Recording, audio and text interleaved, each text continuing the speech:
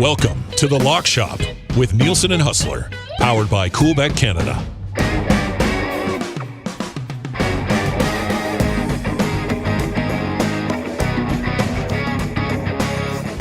Hello, everyone, and welcome to another episode of The Lock Shop. It is Nielson and Hustler, and Friday nights you've joined us inside The Lock Shop, brought to you by Coolbet Sometimes I'll tweet out, I'll be like, it's the best sports betting live stream in the country on a Friday night. I think we got the market cornered, bud. You know what? Hey, it's so much fun getting together with you on Friday as we head into the weekend with so much going on. And, for both of, the Edmonton Oilers in your neck of the woods, the Winnipeg Jets over here in the midst of big series. And we got the Brier going on right now. The Players' Championship is in full swing, heading into the final 36 after a Thursday that did a number on, I think, many people's picks, including yours truly. So yeah, man, listen, it's great getting together on Friday night. We've had great response for putting this out when we do it. And I can't wait to get after it on Saturday with some great NHL action all day long and the excitement of just an incredible Final 8 at the Brier. Yeah, we'll set up the Brier a little bit later on. We've got Chris Abbott. He's going to join us as well from Coolbet Canada. He'll be a part of our partner parlay as well. We're going to give you some player props in the National Hockey League as well.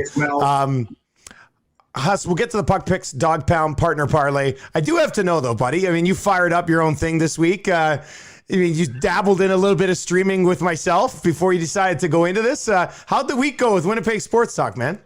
I am a full-fledged internet guy now, Dusty.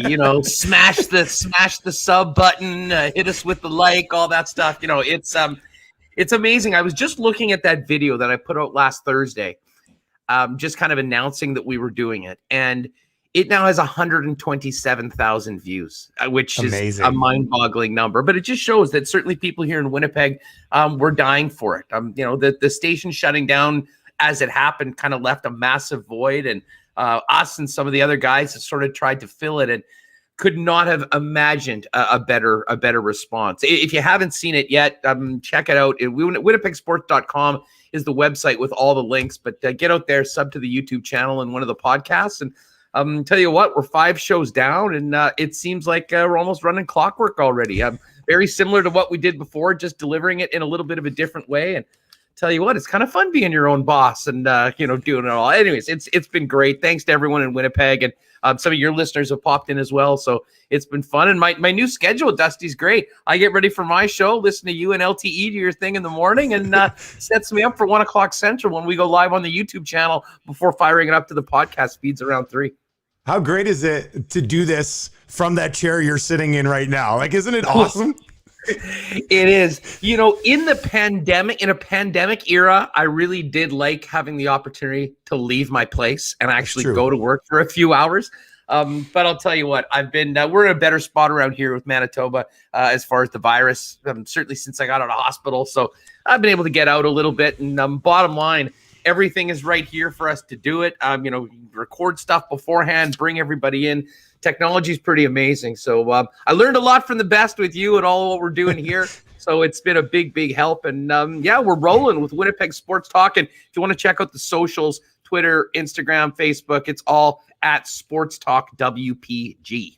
All right, and you are with the Lock Shop. You can follow us on Twitter at Lock Shop Bets, and if you want to sign up for an account at Coolbet, all you have to do is enter the bonus code Lock Shop, one word, just Lock Shop. When you sign up, you get a 100% deposit bonus on your first deposit, up to $200. Before we get to the puck picks, how's the week been, Huss? You guys in Winnipeg got a big series against the Leafs. The Oilers are going up against the Sens. I went heavy on the Oil in the first game, and they came up just short on. Not that they won, but I missed a bunch in the third period. And then I didn't go heavy on them. I still won a little bit in the second game of that series in which they crushed them. But how's the week been for the Jets and the Leafs bettors and fans in Winnipeg?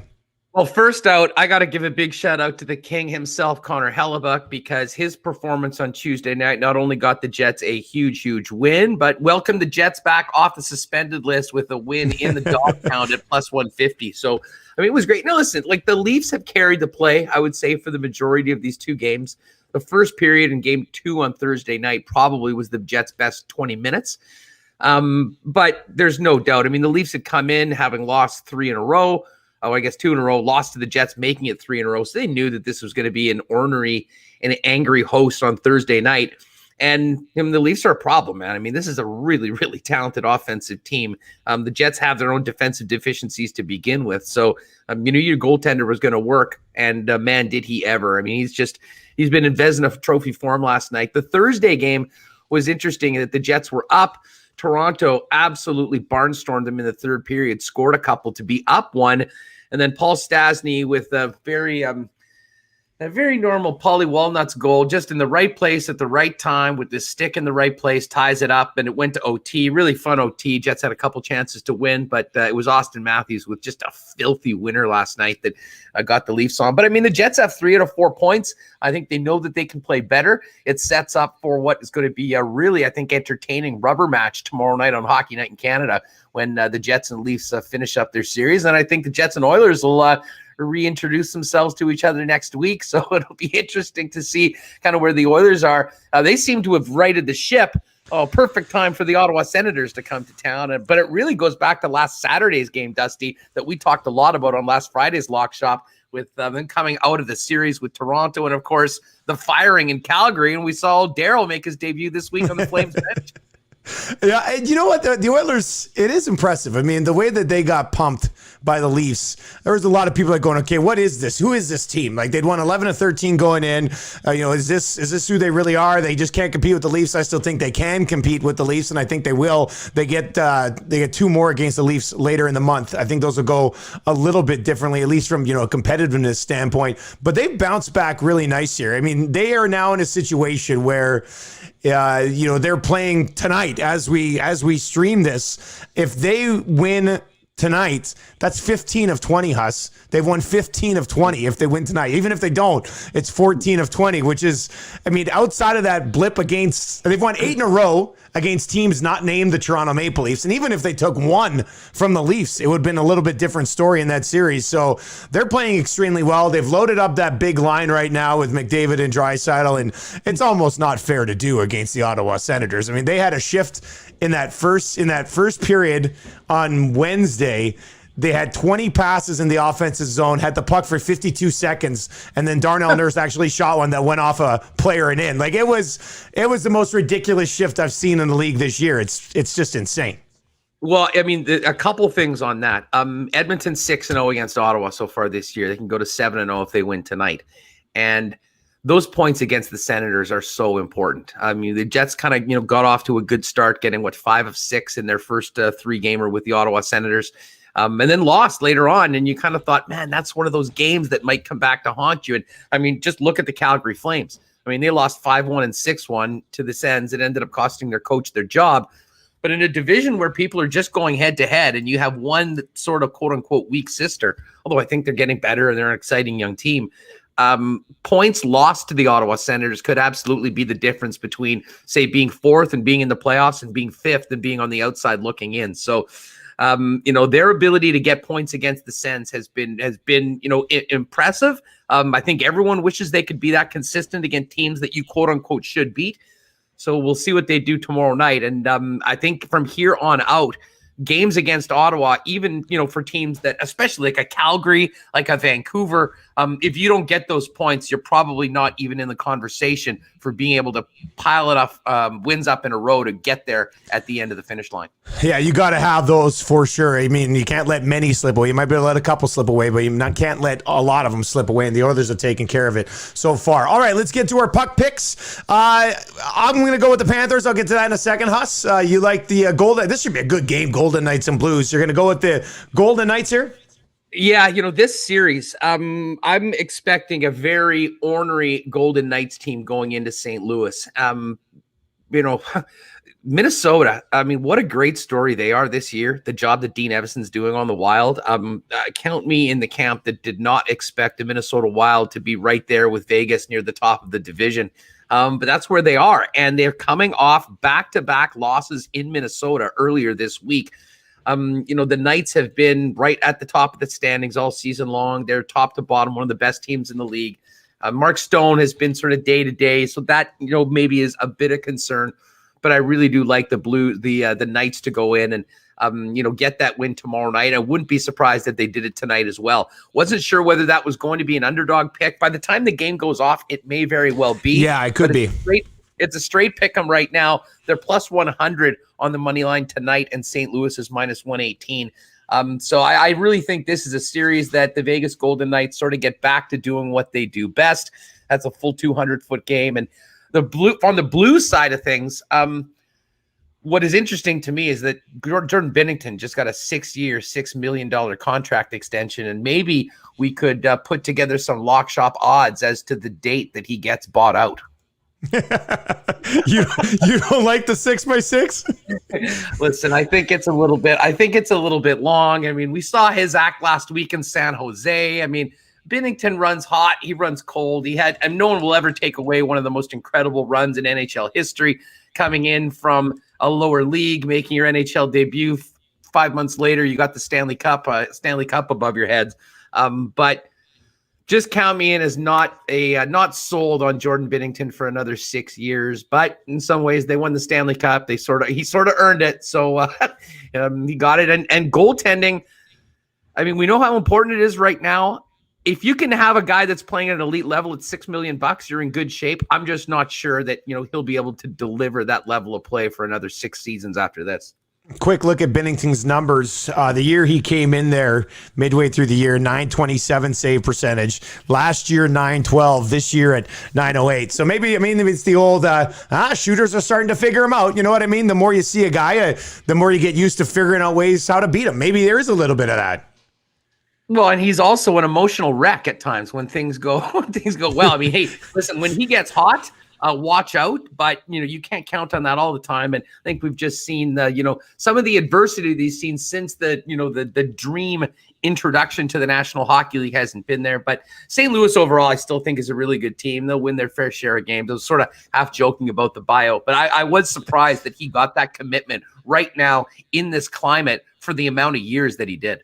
Yeah, no, I when I saw it, it was kind of like the old eyebrow raiser. I was like, all right, we'll see. Like, not the worst thing in the world, but not sure if that was necessary right now for the Blues. But good for Bennington, for sure. For my puck pick, I'm going to go to the Florida Panthers at minus 161 against the Chicago Blackhawks. If you look at the Panthers' last 10, they're coming off a 5-4 overtime win against Columbus. Beat Columbus again before that. They have 4 losses in their last 10 games. 3 of them were against the Carolina Hurricanes. The Hurricanes are pretty much the only team that has beat them in their last 10.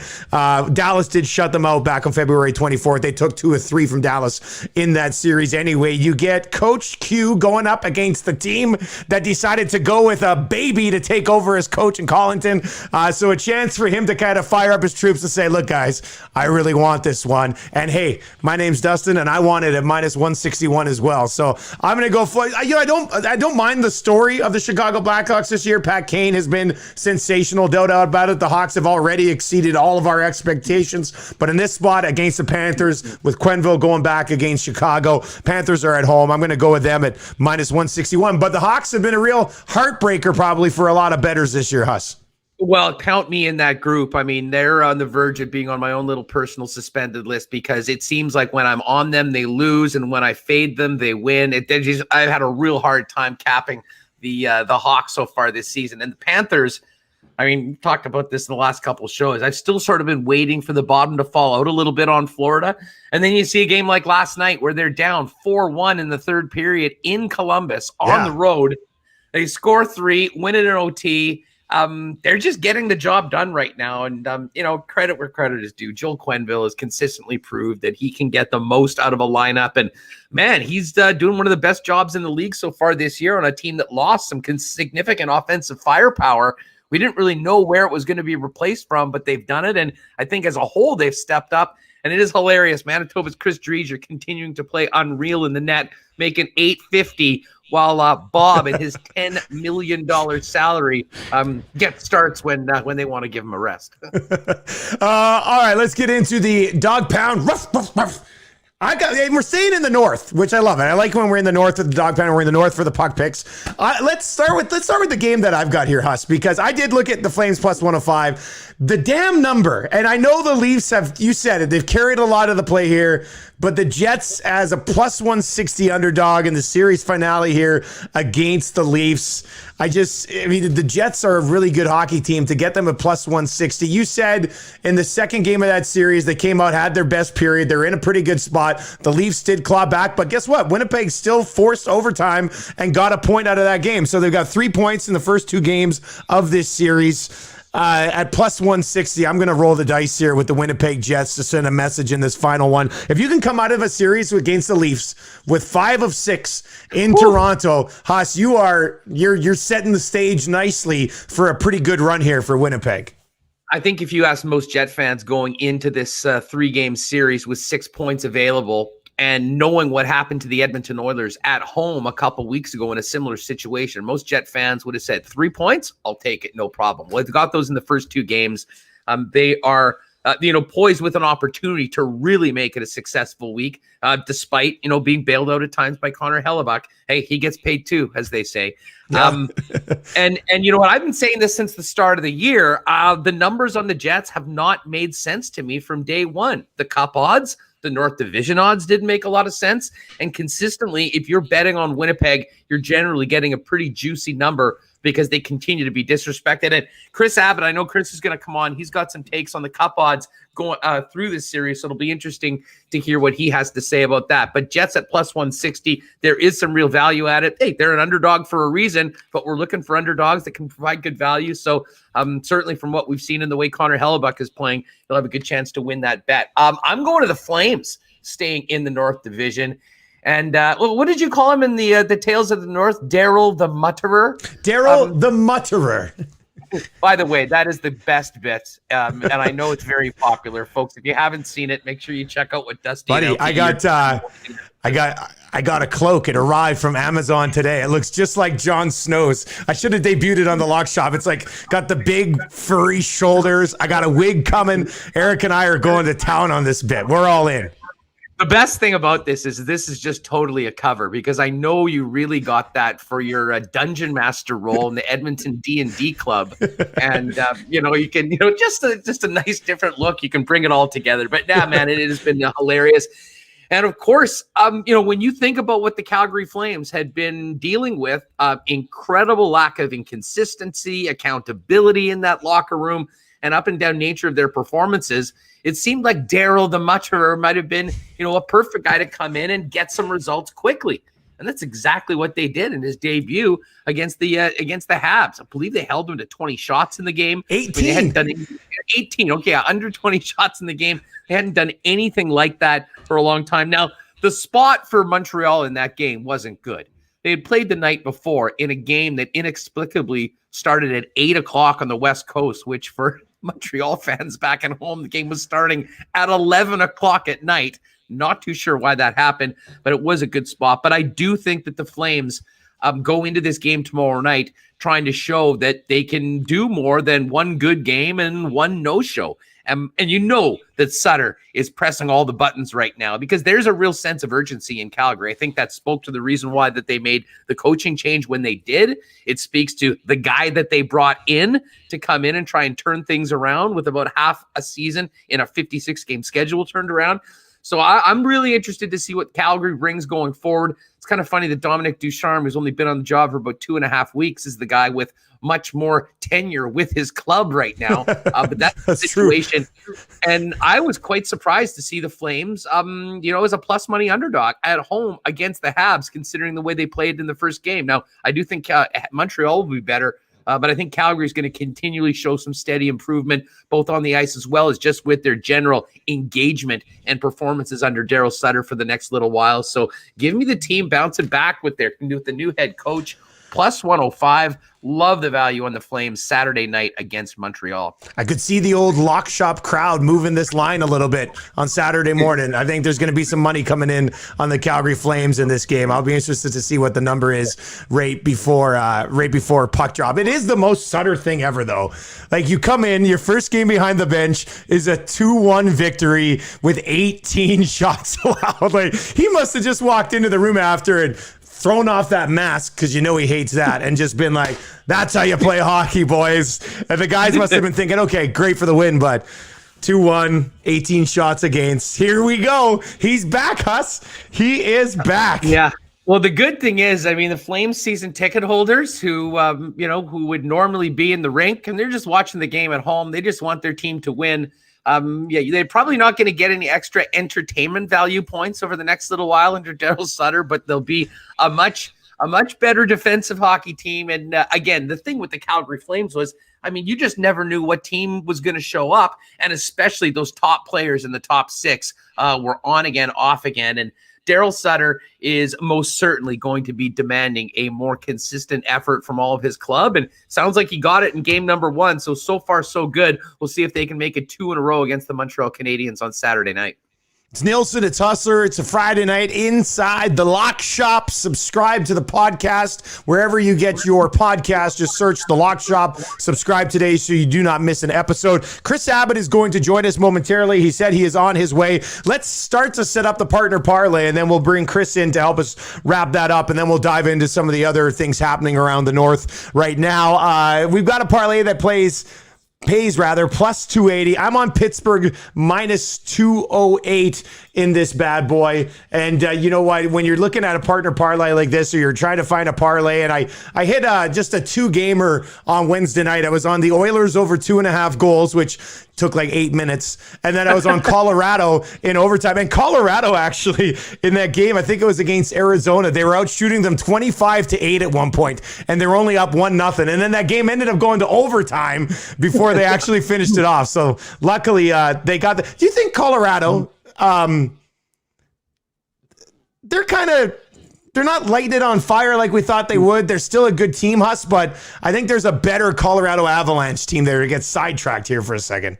Oh, listen, I fully agree. I still think that Colorado, as good as Vegas has been, as impressive as Minnesota's been this year, I think that, when it all comes down to it in I guess it's the Western. I mean, I don't even know how they're going to do these divisions once we get to the Final Four, but at least coming through that division, I really do think that they are kind of going to be that team to beat. And yeah, I think there's another gear for them. And I think that, considering what they've been through the last couple of years, I think they know that they're building towards that going forward. So, the Avs are one of those teams that, to be honest, I don't bet a lot on, because I think in some cases they're sort of overvalued. I mean, they're so chalky unless you want to go puck line. For what they've done, you're right. And I mean, listen, every other team now, they're in the position where everyone is going for them. I mean, you get teams' best performances going up against Colorado because they know where they're going to need it. So that is interesting. And for my side of things, I'm on the Boston Bruins.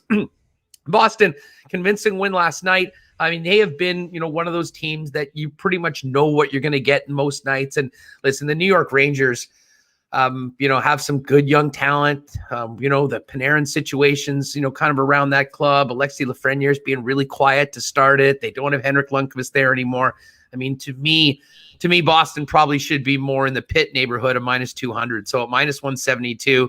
Looking to get a W. Give me the Bruins on the partner parlay. Yeah, and I didn't even lay out who the Penguins are playing against. They get Buffalo. Need I say more? I'm on the Penguins at minus 208 for the partner parlay. All right, Chris Abbott is on the New York Islanders, and he's also on the Lock Shop as we welcome in. What are you drinking there, Chris Abbott? That would be, gosh, what is that? Sparkling water is what that Red Bull. is. Yeah, sorry. You cut to me as I was taking a swig of my first Friday evening Michelob Ultra. So it is kind of sparkling water if you ask some people. It's about that time. You got to get ready for this evening's Brier action, Chris. Well, okay, so peek behind the curtain. I'm a little late logging in because I got with our odds maker, Harley, who's been doing the lines for the Brier. And he wrote me and he goes, I can't believe all the action that's coming in on Gushu tonight against Jason Gullickson. And I said, I can. I think they play that game 9 times. Gushu wins, or they play that game 10 times. Gushu wins 9. And he says, so you think Gunlipton should be plus 1,000? And I was like, no, okay, no. That's why you're the odds maker, not me. But I did say, I said, man, I think if they play 10 times, Gushu wins 8. And he goes, all right, I'll take that. And I was like, okay. So now we have a $500 bet on the next 10 times these guys play each other.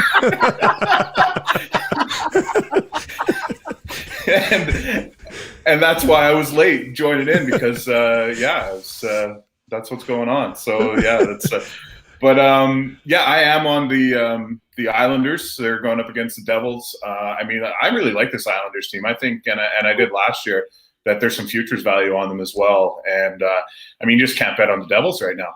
Unless one of their goalies plays out of his absolute mind, they're not winning a hockey game. That's what it takes, right? The Devils need – and they've got some. They've got some of those games, but you can't expect those all the time. No, and they also, when they do get those wins, they're playing against teams generally that give up a lot more than the Islanders do. There's probably 31 teams that give up more than the Islanders do, if we're being honest here. But, I just think at minus 161, it's a great parlay leg right there. What's the momentum been like? Oh, go ahead, Huss. I was just going to say Pittsburgh, Boston, and the Islanders together, guys. I think this is the week. I think this is the week, and no one will be singled out as the parlay killer on Tuesday's Lock Shop if we can pull this one off. Well, it was me last week, right, with the Leafs. It was. It was you, Chris. I thought for sure that they were going to be. I just changed the light in here to try and make it better. I don't know if I did or not. No, that's fine. I thought for sure they were going to win,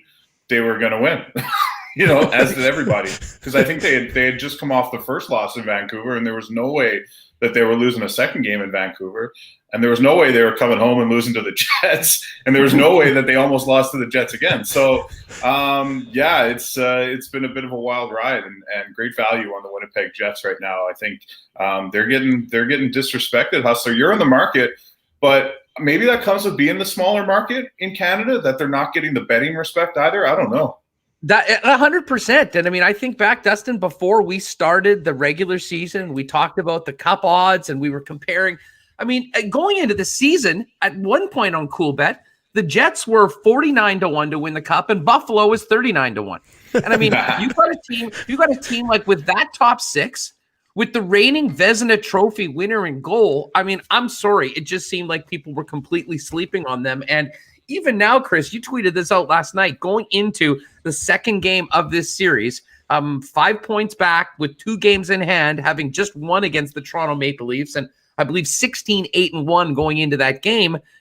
The Jets were sitting at 39-1 for the cup, and their opponents, the Leafs, are 7-1. Now, we get it. The big market, popular public teams like Toronto, we're going to get a little bit more. But it is somewhat strange from a book and an odds maker's perspective to not have that number move a little bit more as they put up the wins and kind of rose to the top of the North Division. So I'm not sitting here saying that they're going to win the cup. I'm just saying that if you compare their cup numbers as well as odds like for tomorrow night when Dusty's on them at plus 160, the number that they probably makes sense compared to other teams isn't always reflected. And if you're on the Jet side of things, you're usually getting the right side of the number. Here's the thing. Here's the way I look at it. I don't think, and I tweeted this earlier this week, that they should be more than plus 125 in any game. So if you're getting them at plus 150, plus 160, you got to take it. You got to take it, right? Even if they lose, even if Laurent Brossoit is the goaltender, you got to take that number, man. I think. I don't know. That's exactly why I did it. Because you look at what they've done. They've got 3 points, 3 of 4 so far at plus 160. It's in my opinion, like Huss laid out. it's plus 125 again. I don't know how it can be anything more than that. So you get the Jets at plus 160s. I can't pass it. That's why I straight up started my comment today. I said it's a number that has sucked me in again because they should be getting more respect. This is why I labeled them, I think 2 episodes ago, it was the Lock Shop, episode 11 or something, the Rodney Dangerfield of the North. That's what the Jets are. They can't get any respect. It just doesn't happen. And it hasn't changed. Like, they still can't get any. I don't know what it would take. Huss, they have to trade for Ekholm to start getting respect in this division. Like, it just makes no sense. Hey, You know what? Listen, I think if they pull off the win, keep in mind this, they played the second game of the season or third game of the season against Toronto and stunk that night. I mean, I think the score was 3-1, but it wasn't really that close. And then going into, these games this week, there was still a lot of questions about, well, who have they played? They haven't really played the Leafs. So maybe that's a part of it. All I know is that they played 26 games so far this season. They have only 8 losses in regulation. They've won 16 games. And I bet that if we went back and if you were just laying $100 on the Jets every single game to win, not only would you be comfortably up, but I think that you would see a ton of those wins came with a plus before the odds. And that goes back to the value we've said of just people been slow to come around to realize that this isn't a 6th place team in the North. This is a team that, looks to be poised to be a playoff team and maybe be a problem, especially if Connor Hellebuyck keeps playing the way he has lately, Chris. That'll be a tough out no matter what happens in the playoffs. Okay, so here's my, bias living in the East, not paying attention to Winnipeg. Okay, I know he won the Vezina last year. Does he play every night like he played last night and the night before? Because that's phenomenal. That's the A game of Connor Hellebuyck. Okay. And, are you going to be able to get that every night? Not really, but he did it enough last year to bring the team that probably didn't have a lot of business being in the bubble or in the postseason there. And when you look at the high danger chances, well, unfortunately, these last couple of games against the Leafs and Toronto deserves a lot of credit for, playing the way they did and creating all those chances. But there was a lot of nights last year where the Jets were, outchanced in the high danger category by a big number, and he was always there for it. So I can't say that was a performance like we haven't seen before. Do you get that every night? Well, maybe not, but listen, the guy's elite. He's in that conversation with the best in the game, and if he keeps playing the way he has been against the Toronto Maple Leafs, not only will the Jets be in the playoffs, but they'll be a problem for any team once they get at it. So and who knows? Maybe he'll get some more love for a second run as a Vezina Trophy finalist. Well, I want to say, and we've been talking about the Jets, and you live in Winnipeg, and they're getting disrespected. But when you look, I just want to look. OddsShark does a really good job. Actually, they tell you how much a team is worth, and Carolina is, if you bet $100 on every Carolina game this year, you'd be up $717. That they're best in the league. But second is Winnipeg. If you bet $100 on every single Jets game, you'd be up $630 on the season. So it's not just us perceiving that they're getting undervalued. They are getting undervalued by the market, and there's advantages to be had. Right. Well, you can, for sure. Chris, I do want your just on the Brier here, and Huss is going to lay out some Saturday picks for us a little bit later on. Chris Abbott is with us from Coolbet. You can find him on Twitter at Coolbet Chris. From where we started with the Scotties to where we are now with the Brier, has it just been steady momentum all the way up from a betting perspective on the curling here in that Calgary bubble? We knew that we'd get significant action on this because not many other books are offering it, and nobody's offering it the way we are. The other books that are offering it are actually coming in and copying our lines and posting them later. And that's not like a dirty thing to do. That happens in the industry all the time. But we are the leaders on this right now, and we're seeing it. We're getting people coming and signing up from other books because our offer's up first, our odds are the best, et cetera, not to mention all the other great things that come along with Coolbet. But yeah, it's even exceeded what we thought it would. It's we made money on the Scotties. We're currently in a deficit on the Brier because there's some really smart curling people out there in this country. But we hope that we're at least even by the end of the tournament. But at the end of the day, it's a public relations thing for us to be local and do Canadian specific things. And this has certainly been a success for us. And Hustler's been great. We've had, the preview shows that we've run online and they're getting a ton of views as well. So no, it's been very, very good. And the demand keeps growing. Well, and Chris, just on that, I don't know, it'll be interesting to get an update after this afternoon's action because and for folks that they haven't seen it, go to Coolbet Canada. Chris and I banged out about a half or 40-minute show this morning just as we went into the championship round, knowing that the odds are just going to come draw after draw after draw. We spoke a lot about the discrepancy between the teams sort of from the pool to pool. And then we go into this afternoon and the pool that we sort of thought was really going to be up against it goes 4-0 to start off the championship round, Chris. And I mean, now I'm looking at the standings going into the evening draw.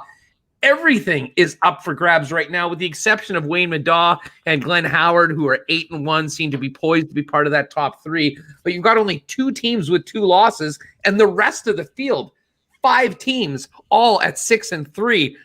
To me, the results of the first round of the championship series was probably perfect for Curling Canada, because now everybody is in it. And man, for a lot of these teams, every draw is going to be must win. It was good for Curling Canada, and it was good for Coolbet Canada too, because the underdogs won. But yeah, like if John Epping, he's playing for his life tonight. Like, he needs to beat Wayne Middaugh, who actually brought him onto the World Curling Tour back in 2008. And there's so much crossover between the rosters and those 2 teams. I think all those guys have played together at some point, so it's going to be a lot of fun, especially for Ontario curling fans. But yeah, I mean, 6-3 was a death sentence at the Scotties. And now it's like, okay, fine, where do we go from here? So that just goes to show you the competition and the parity throughout this event. So it's been super exciting.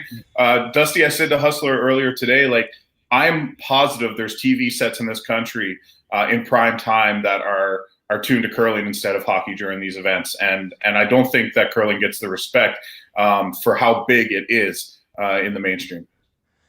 Yeah, the numbers are always huge. I mean, the numbers for curling are huge. I mean, when we get these events and people just lock it in, and you're just in it 24/7. And I think it's, I think it's great for the sport that betting's kind of, giving it another type of conversation. I mean, we're having it. You guys had it on the show earlier today. I just think it's important for curling to have that. And I think they've done a great job knocking these events out of the park so far, Huss. And you're just going to see this continue to grow, I think, now. I love the way they've done this.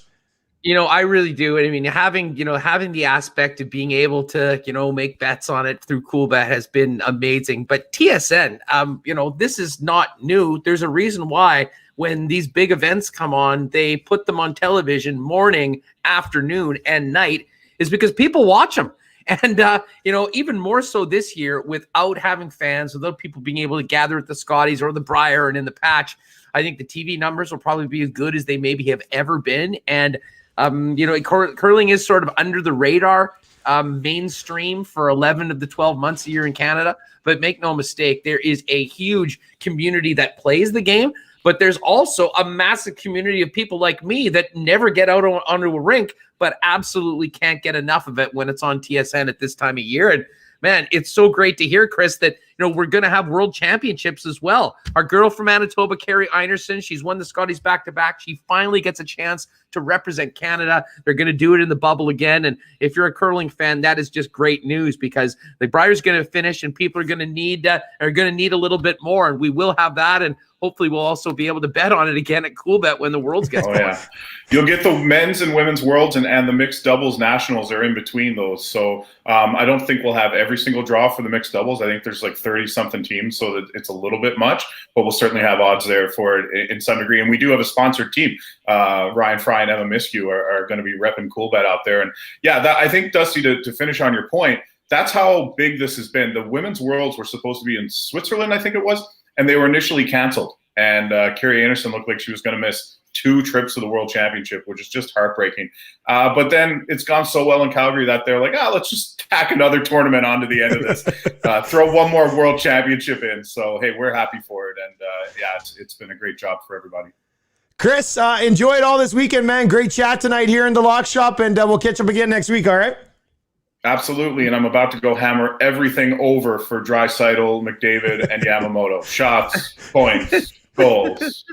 I'll let you know how it goes. -1.5. Yeah, let's do it. He's on all of it. I love it. See you later, buddy. And you know what? We'll get to some player props a little bit later on to wrap up the Lock Shop, because he's ruining my strategy. But Huss, we were just talking about the Brier. We got some Saturday action, obviously, there.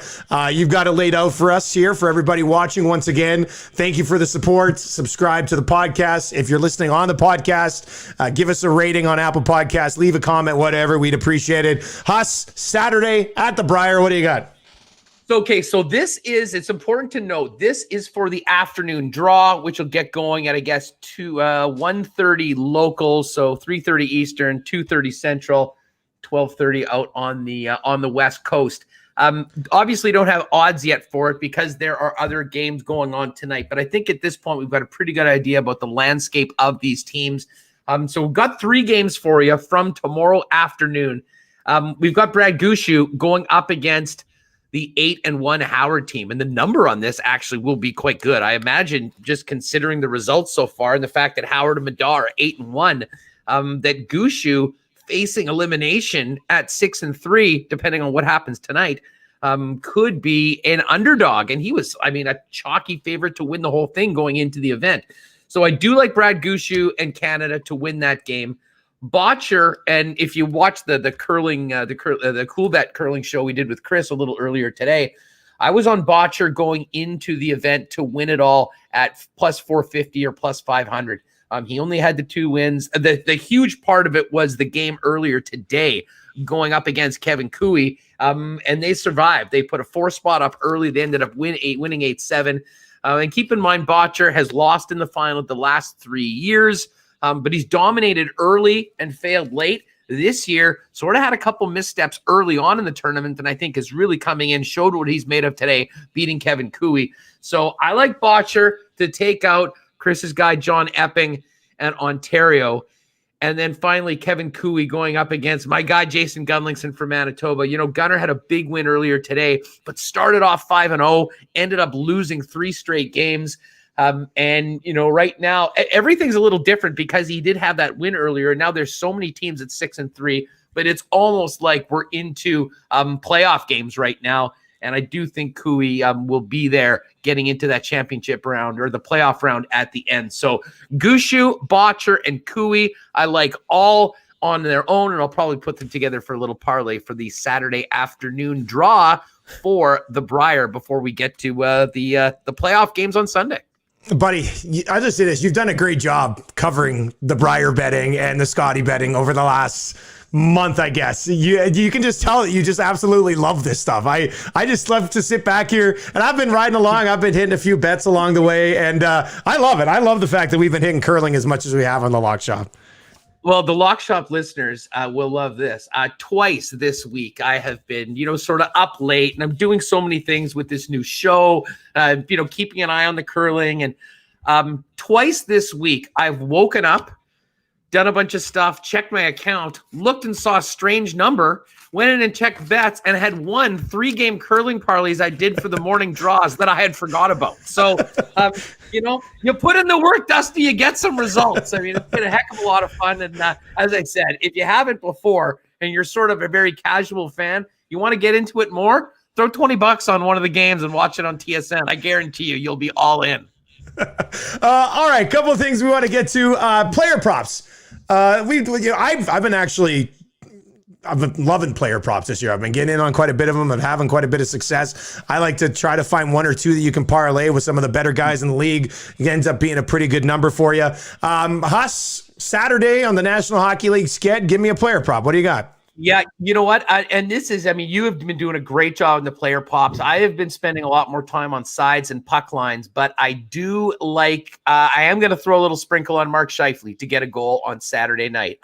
His line has sort of been uncharacteristically quiet, and part of it, goes to credit to the Toronto Maple Leafs and the matchups that Sheldon Keefe with the last change is putting up against them. But I do think Scheifele is ready to, have a game. And he's got friends, family. There'll be a lot of people that, are important to him. They won't be able to be at the game, but they'll know that this is on Hockey Night in Canada and ACC. And yeah, I think Mark Scheifele's due for a great game. Yeah, all the scoring happened against the for and against the Dubois, Connor, and Ehlers line on Thursday night. So I think we'll see 55 hit the scoreboard. We don't have the number yet on it, but I'll probably take him to get a point, and I'll probably take him to score as well. Yeah, and I'm gonna ride this Oilers thing while I can. They'll be playing the second half of back-to-backs here, but Leon Draisaitl, when he's alongside Connor McDavid, I can't remember who laid this out. I don't know if it was on my show or one of the streams or something this week, but somebody made a good point. When Leon is playing with Connor, he can just play. He can just like when he's out there on his own and driving a line, you see him having to do a lot of the heavy lifting in the offensive zone. You can tell that he has to think the play a little bit of a different way than he does. When he's out there with McDavid is just churning that engine, and Draisaitl's just there for the ride. I mean, as good as he is, McDavid does so much, and Leon can just get in good spots and just reap the reward. So it'll be interesting to see when Tippett does decide to break these guys up. But if they are together on Saturday, I mean, it's not even worth it to go McDavid to get a point anymore. I mean, you have to be on him at 2, and I'm on him at 2 most nights. But I'll go Leon Draisaitl to score a goal on Saturday against the Vancouver Canucks. Won't be a great number, won't be as good value as for Scheifele, but at the same time, if we're here to provide winners, you have to like Leon to bury it when he's with Connor McDavid.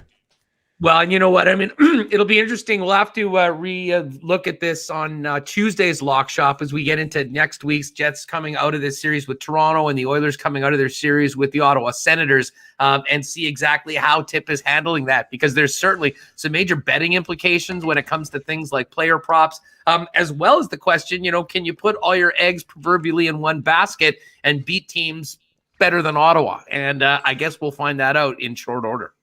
A little association sprinkle to wrap up a Friday night in the Lock Shop. Huss, you brought this up. I'm going to find a game right now. I got a couple that I like, but I'll confirm one. I don't have a board for it here, but if you're listening on the podcast, Huss, you're a big time believer in a Raptors bounce back. Well, listen, that was ridiculous what happened last night. A 15-point fourth quarter lead against the Atlanta Hawks. You got to close that out. And the Raptors, have, dug themselves out of that hole they got into earlier this season with that horrible start. But man, I mean, those are the sort of losses that sting a little bit. But I think the Raptors are, a veteran team. They've got a championship pedigree, the players in that room. I mean, I just think that the Raps come out and they are ready to go tomorrow night. They're on the road playing against the Charlotte Hornets, who are 18-18, I believe, pretty much 500 on the season. So I'm just blindly hitting the Raptors tomorrow night on the money line to win that game and erase the stench of what could be a real costly double-digit fourth quarter lead blown against Atlanta last night. I'm going to get in on the NBA fun. Trailblazers, as of right now, I'm looking just at covers.com. They got some previews of the Saturday lines here, and Trailblazers minus 4.5 on the road against the Timberwolves. I don't know. Like, Damian Lillard could almost beat the Timberwolves by himself. Give him some teammates. Minus 4.5 is a juicy number. The Timberwolves, they're coming off a win, but prior to that, they had lost 9 in a row. They're 1-9 in their last 10. It's an absolute disaster with what's going on there right now. We'll see how the line opens at CoolBet, but right now it's listed at minus 4.5. So I'm on Dame Dollar minus 4.5 against the Trailblazers. Just keep refreshing until that line is posted, because that's going to move. If it comes out at 4.5, the Timberwolves have won 8 games this season. They're 8-29. When I'm looking right now at a few places that have it posted. Portland minus 4.5, minus 4.5, minus 5, minus 4.5, minus 4.5, minus 4.5. So get it now. If you're watching this on Friday night, find the Trailblazers at minus 4.5 somewhere. And I mean, Timberwolves suck. They just suck. And the Trailblazers, I mean, I know they've been banged up along the way here, but 4.5, come on. That's ridiculous.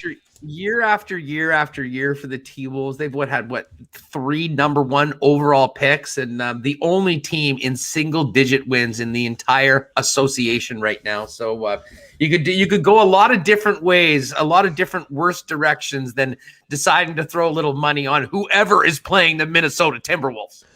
Huss, before we wrap up, we haven't talked about this yet, and it doesn't really pertain to the Lock Shop, but I think there's a whole discussion to have about betting on the Canadian Football League and what happens in the future and what happens with the XFL. But I'm in a pretty good CFL market here in Edmonton. You're in an absolute hotbed with the Bombers. What was the reaction like this week, and what are your thoughts on what the potential could possibly be, whether it be good or bad, with this CFL, XFL discussion right now? Yeah, well, I mean, let's face it. I mean, these discussions that they've said they're going to have been going on for months. I mean, you don't get to this point if this isn't serious and there isn't real traction to it. And from a CFL perspective, you don't get to this point unless your league is in such financial dire straits that there might not be any other option. There's a lot of old CFL fans here, not just necessarily age, but, tradition, everything about the CFL game. And, a lot of people are outraged. They'll never watch it again. I think a lot of those hot takes, frankly, are from people that, listen, there's some people that really feel that way. I'm not dismissing that. But I think some of the other people are ones that really don't care that much about the CFL, but they figure this is something they'll plant a flag on and fire off some hot takes. Listen, I'm a football fan first. I mean, I love the Bombers. I love going to IG Field. I love everything about the experience and about watching football. And would I prefer it to be? I don't think that's possible right now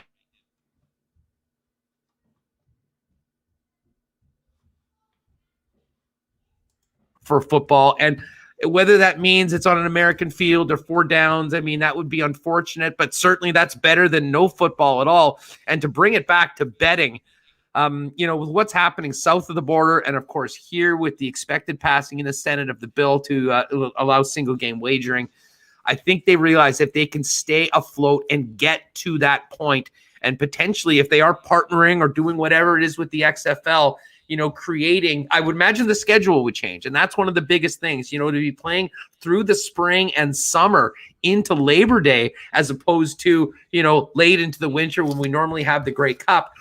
It positions this league, whatever you're going to call it, to essentially pick up where the NFL leaves off after Super Bowl. Football is by far the number one betting sport. So, I mean, if there's increased action on the game, there'll be increased eyeballs on the game, more money coming into the game. Maybe, just maybe, they can actually make it work. I know there's the potential of some huge changes from what we're used to here in the 3-down game. But again, I want these buildings to be full. I want these teams to be successful. And right now, it's pretty clear the equation of how the CFL is working, it just doesn't work. You've probably got 3 teams that don't even want to play, period, this year. And if that is the case, Dustin, you don't have a very bright future. So everyone needs to smell what The Rock is cooking, have an open mind about this, because to me, the alternative is the death of the CFL, empty buildings, and that is one thing that I am not in at all. We need to get back out. We need to gather together, support these teams. And listen, if it's different than it was before, it's better than no football at all. Well, as a guy who hopes to be calling CFL action this summer, if there's no games, I'm going to have to start another podcast somewhere. So we'll see how it goes. I think I had a great text. We had, man, you know what? I love the fact that people were so fired up about it, because it shows that people still care. Like, we had a great show on Wednesday or whenever it was, Thursday, with people, lots of calls on it. I think my favorite thing was somebody texted in and said, Dusty, the CFL situation with The Rock has me raising an eyebrow. It's like, yes, I love it. It's too good. There's so much material when it comes to The Rock. But hey, this guy is one of the biggest stars in the world. He's a marketing machine. He comes with money. He comes with legitimacy, certainly to a lot of people. And you could find a lot worse business partners than The Rock and Danny Garcia. And maybe just to finish up, Dusty, because I know there'll be a lot of Winnipeg people that'll be interested. You did a poll on your show where people can come in and vote about, some of those real significant changes, 4 downs, American football. And I think a lot of people thought that would be incredibly popular. But from the results of that poll, it seems like a lot of people are sort of reading the tea leaves and seeing the situation. And most importantly, like me, want football to survive one way or the other. 65% of people said they would be okay with 4-down football. And when I put it up, I was just like, let's see how this goes. I did not expect a 65% saying they'd be okay with 4-down football in the Canadian Football League. Now, with that, and somebody pointed out, somebody replied, they said, well, most of your followers are probably people in their 20s and 30s and not, that CFL fan base, which is 50 and 60. But that's the point. I mean, you want to lock in these fans in their 20s and 30s and then their kids after them. So maybe you have to sacrifice a little bit of, a fan base that's past their prime to try to cater to the fan base that will keep your league alive moving forward. I mean, I don't love the changes either, but you either change or you die. And I don't want them to die. I don't think it would be, we can't get this deal done. We got 1 year left and then the CFL is dead. I don't think that'll be the case. But we could be sitting here 20 years from now saying, or 15 years from now saying, man, you know what? Really like the last 15 years, but if they would have gone a little bit differently 15 years ago, there'd be 50 more years of this league still to come, and that's what I worry about. Yeah, well, listen, I mean, Randy Ambrosie's in a real brutal situation right now.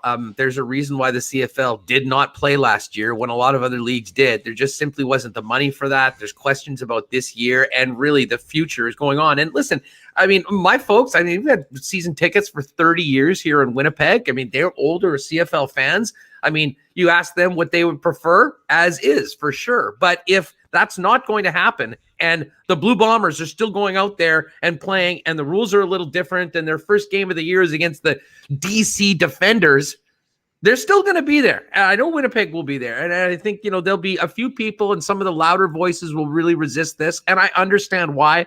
But again, I think when people, and this is part of the reason why I think this news was floated out this year, I think a lot of people are going to have to wrap their heads around what the alternative is, which unfortunately is not rosy or bright for the status quo of the CFL as we know it. And if the CFL wants to get a spotlight on betting this year, Lock Shop will take care of it once they actually kick off. Oh man, yeah. We're going to hammer CFL. Yeah, well, listen, I want you to be dropping lines and live numbers in the middle of TSN broadcast. I should be, though. I should. We should. You're right. There's no doubt about it. I mean, having somebody like you coming in there, I think that there's I think there's a lot of potential there on that, and don't think the people in the CFL head office and probably coming around at TSN don't know that as well. They certainly do in the XFL. That's true. You're right. They do a great job of it down there. All right. That's going to do it for a Friday night episode of The Lock Shop. Thank you very much for popping by.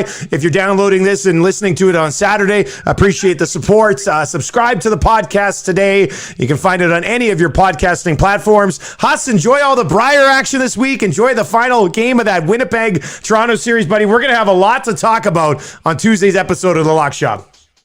Can't wait. And again, thanks to everyone for supporting Winnipeg Sports Talk. You can check us out. Just put us into YouTube or whatever your podcast feed at Winnipeg Sports Talk, and keep those Lock Shop numbers up. And man, just so much fun. Privileged to do this with you, Dusty. Have a great weekend, and good luck keeping that rink alive for another couple days. The battle continues, buddy. I've set up a tent. I'll be sleeping outside next to the rink tonight just to make sure I can get the floods on in the -3 temperatures. I'll talk to you Tuesday, buddy. Thanks a lot. You got it.